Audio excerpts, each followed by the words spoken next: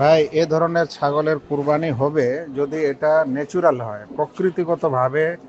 এই সকল ছাগলের জাতে, এই জাতের ছাগলে এরকম থাকে। যদি এরকম এটা প্রকৃতিগত হয়, এটা একটা ছাগলের জাত এবং তাতে এরকম হয়, তাহলে সেটাতে কুরবানি হবে, সেটা দোষের নয়।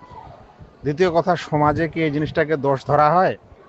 মানে যারা ছাগল পোষাপুষি করে, লালন পালন করে, তারা কি এটাকে আয়েব ধরে কেনা বেচার সময়, ইত্যাদির সময় কি কোনো দোষ ধরা হয়, রোগ ধরা হয়? যদি সমাজে এটা রোগ ও দোষ না ধরা হয়, তাহলে সেটার কুরবানি হবে।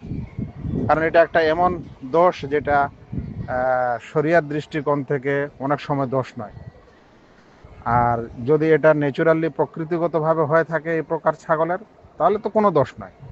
আর যদি প্রকৃতিগতভাবে হয়নি কিন্তু পরে হয়েছে, এরকম ঝুলে গেছে, তাহলে এটাকে যদি সমাজে এবং পশু চিকিৎসকরা দোষ মনে করে, তাহলে তখন এটা দোষণীয় হবে। আর সেই দোষণীয়র কারণে সেই কুরবানিটা অবৈধ হবে না, অনুত্তম হবে। অনুত্তম হবে। এটা এমন দোষ নয় যে দোষের কারণে কুরবানি হয় না। কুরবানি হবে কিন্তু উত্তম হবে না।